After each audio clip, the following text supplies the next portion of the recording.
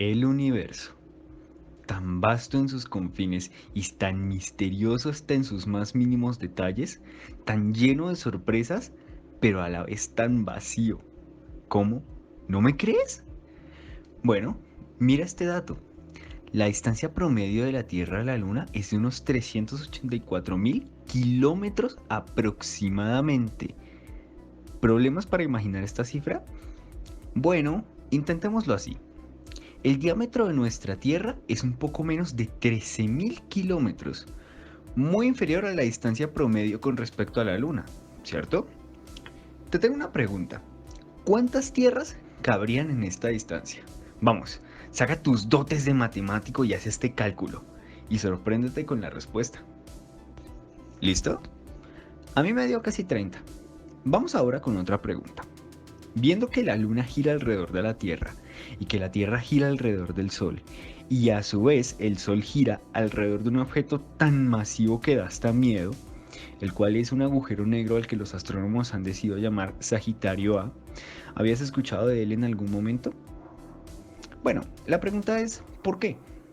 ¿Por qué la Luna gira alrededor nuestro y no nosotros alrededor de ella? ¿Ya tengo tu atención? Genial, porque hoy hablaremos de la ley de la gravitación universal. Soy Sebastián, estudiante de pregrado de la licenciatura en Ciencias Naturales.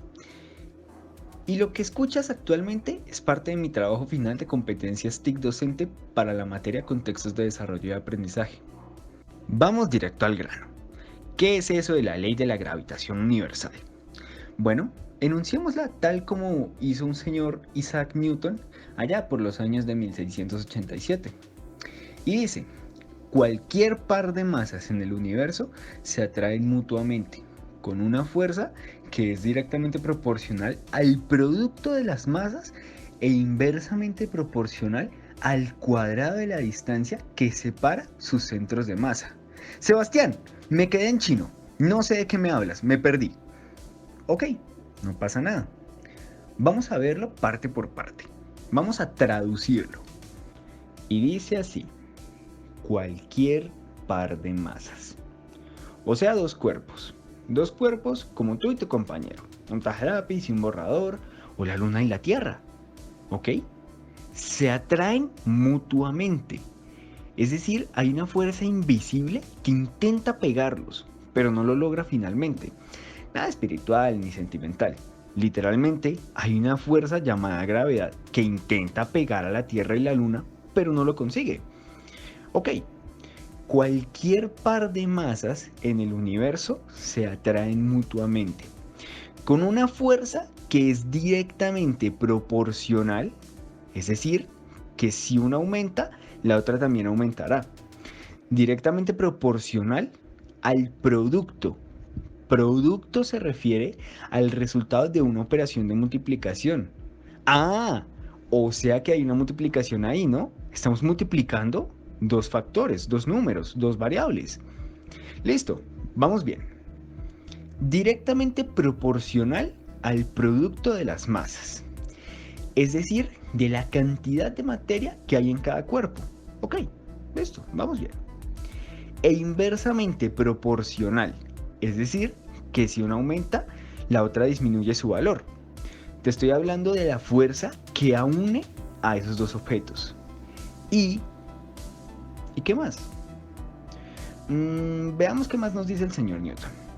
E inversamente proporcional a la distancia que separa sus centros de masa.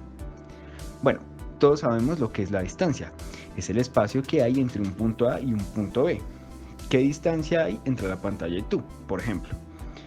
Pero ahora, ¿qué es eso del centro de masa, Sebastián? Bueno, calma, calma. No nos enredemos mucho en esto y simplemente digamos que es ese punto donde se concentran o se encuentran las fuerzas que actúan sobre un cuerpo, ¿ok? Listo. Entonces tanto tú como yo tenemos un centro de masa. La Luna y la Tierra también lo tienen. Así que bueno, ya traducido esta cosa, hagamos una recapitulación pequeña de lo que nos dice. Dos objetos, cualquiera que sean, entre ellos existe una fuerza que intenta pegarlos, que los atrae, pero no lo hace completamente. Vamos a llamarla F. F es directamente proporcional a multiplicar la masa de esos dos objetos, a las cuales llamaremos M1 y M2, o masa 1 y masa 2, o masa del objeto 1 y masa del objeto 2, como le quieras poner. Y al producto, es decir, al resultado de esa multiplicación, lo llamaremos M. Pues si F aumenta, M también lo hará. O más bien, si M1 o M2 aumentan, obviamente el producto será mayor, por lo que la fuerza de gravedad también lo será. Pero F también es inversamente proporcional al cuadrado de la distancia que hay entre sus dos centros de masa. ¿Cómo así al cuadrado? Elevarlo a la 2. Quiere decir que esa distancia que existe entre sus dos centros de masa la vas a multiplicar por sí misma. Es decir, si la distancia entre sus dos centros de masa es de 2 metros, pues vas a multiplicar 2 metros por 2 metros. Y listo. Entonces F es inversamente proporcional al resultado del cuadrado de esta distancia, que llamaremos R a la 2, R al cuadrado, como le quieras decir. Pero que es lo mismo. Si R al cuadrado aumenta, la fuerza disminuye. Ah, o sea que entre más distancia haya, esa fuerza es más débil, ¿cierto? Lo que nos da como resultado esta ecuación. F es igual a M1 por M2 sobre R al cuadrado.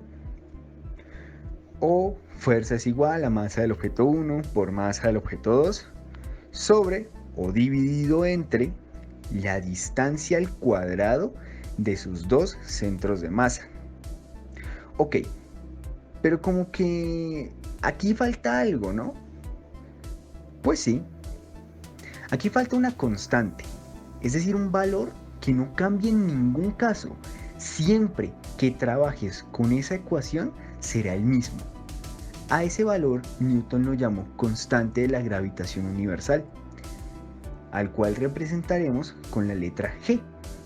Y su valor no se descubrió hasta casi 100 años después de enunciar la ley de la gravitación universal.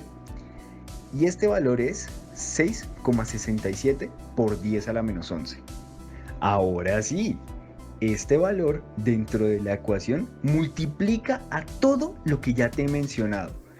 Es decir, F es igual a G por masa 1 por masa 2, todo esto sobre R al cuadrado. O lo que es lo mismo, fuerza es igual a constante de gravitación universal por masa del objeto 1 por masa del objeto 2 sobre o dividido entre la distancia entre sus dos centros de masa elevada al cuadrado. ¿Complicado? Créeme que no.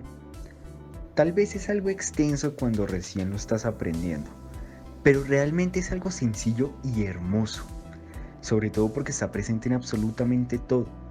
Todos los cuerpos que tú ves a tu alrededor están interactuando bajo esta ley. Y sí, la Luna y la Tierra también. Ahora conoces la razón de que la Luna orbite a la Tierra y no al revés. La razón por la que es la Tierra quien orbita al Sol y no al revés. Básicamente, esta ecuación que ves aquí, o que tienes en la mente, es lo que mantiene unido al sistema solar. Ok, como todo lo bueno tiene un fin, esto fue todo por mi parte.